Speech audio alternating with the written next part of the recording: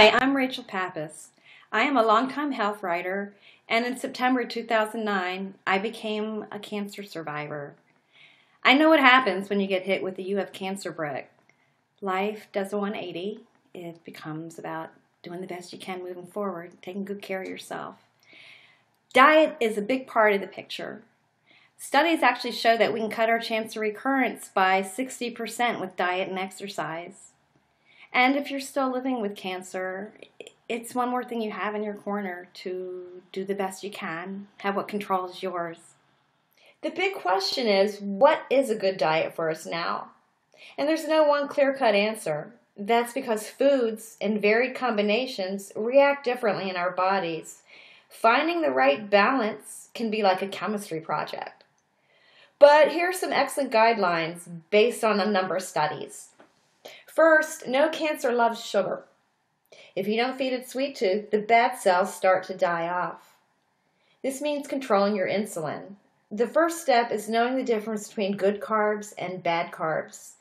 The bad carbs are in starch and refined sugars. That means laying low on white bread, potatoes, rice, pasta, chips, my favorite, unfortunately. It means cutting back on cakes, cookies, and candies. Proof is in the pudding, as they say. In one recent study, breast cancer patients cut sweets and starchy carbs just 2 days a week. The result? They lost weight. They reduced their insulin levels, and in doing so, had fewer incidents of cancer than the control group. Another study found women who ate little starch after breast cancer treatment had fewer recurrences. But not all carbs are the enemy. Some actually lower insulin. Studies tie consumption of these good carbs to fewer cancers and quite possibly fewer recurrences. This is where one of those food chemistry lessons I mentioned earlier comes in. Add to your mix whole grains, nuts, and a little fruit, and you can lower your insulin. This is because these carbs are high in fiber, and fiber affects absorption of carbs. Now let's talk about animal versus plant-based foods. Dietitians who work with cancer survivors typically say a good anti-cancer diet is rich in low-fat, plant-based foods. The China Cornell Oxford Project, that's the largest research project on diet and disease, found something interesting. Chinese people had less cancers if they ate whole foods, mainly from plants, and ate less meats and dairy. But in a follow-up study, mortality had spiked over 13 years of evolution away from a whole plant-based diet. Studies since then show less recurrence of colon, breast, ovarian, and prostate cancers in people who ate less meats and/or dairy. Doesn't mean you need to cut out meat, but this is what you should know if you include meat in your diet. Avoid pan-fried or well-done red meats. Eat organic meats if you can afford them, especially if it's pork or beef. Avoid preservatives, mainly processed meats, especially if they are cured or salted. Poultry is best. It's lower in fat, and the law forbids manufacturers from shooting it up with hormones, unlike other meats. Cold water fish like salmon is good too. So now let's move on to calcium. It's real important to us now, especially for our bones.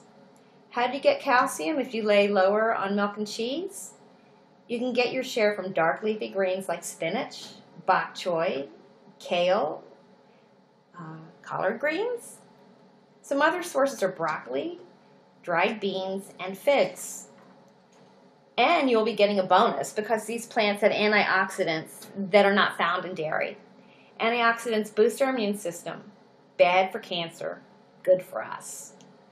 While you're absorbing all this good food for thought, here are a few final tips. When you shop, stay in the outside aisles of the grocery store where the produce are. Read labels. Look for words like whole grain and no preservatives. For meat and eggs, hormone-free and raised cage-free. Check the fat content. Dietitians typically recommend no more than 3 or 4 grams of fat per 100 calories. If you've got to have a little meat or starchy carbs, there are doable compromises. Instead of meat in your lasagna, you might want to layer it with some of your favorite veggies. If you crave the occasional burger, Get rid of the cheese. Add some tomatoes, cucumbers, lettuce, whatever veggies you like. And you might be surprised at what you like in combination. I'm Rachel Pappas. If you'd like to know more about how you can take care of yourself now, hope you'll visit my site, www.oneuponcancer.com. You'll find plenty there on diet, on supplements, relaxation techniques, freebies and discounts for survivors, organizations doing cool things for us.